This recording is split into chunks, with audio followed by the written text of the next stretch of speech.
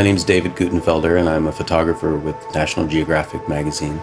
And I'm here on assignment with Mazda in Hiroshima, Japan. I'm a true believer in the power of photography. I want people to see my photographs, and I want them to be transported to that place. I was very lucky to live in Japan for several years with my family.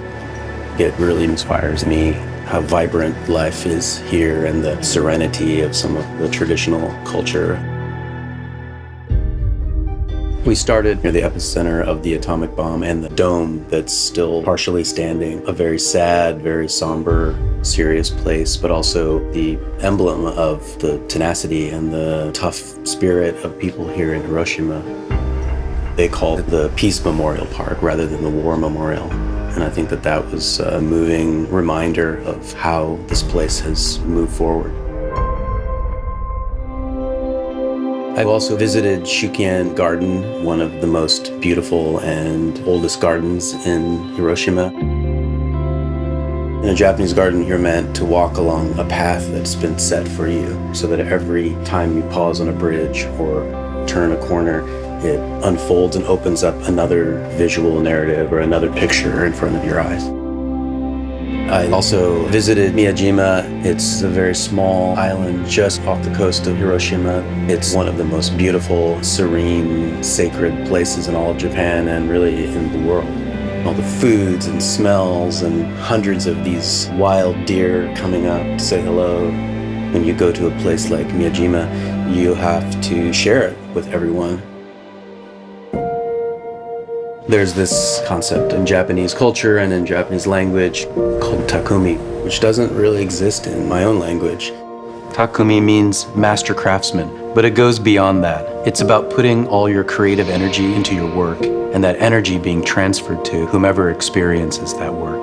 So all along the way, we were able to meet people who embody this concept of Takumi, from artists to craftsmen to manufacturing. We met a Takamori artist, the 7th generation in his family to be creating this kind of artwork. Takamori are these three-dimensional objects with layer after layer of lacquer with very intricate detail. What stood out to me is that he's taken this very traditional art form and has completely made something unique that people had never seen before. And then we met this katana sword maker. He's been doing this since he began as an apprentice, as a teenager. There almost couldn't be something that harkens back to the past in Japan as much as sword making, and yet he's still trying to innovate and move the craft forward and create something new. And then we met a young calligraphy artist, 20 years old. What he told me is that when he sat down and painted a word, when someone picked that up and saw that word, they wouldn't just see the meaning of the word, but they would feel the emotions that he felt when he sat down to paint it. And that's similar in photography. I don't want to take a photograph and just show a literal document of what I stood in front of. I want people to see the photograph and feel how I felt when I was standing in front of that place.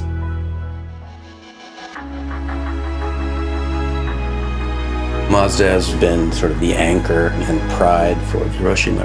They will tell you they're not the biggest in the world, but they are a symbol of how people have risen up and done things their own way.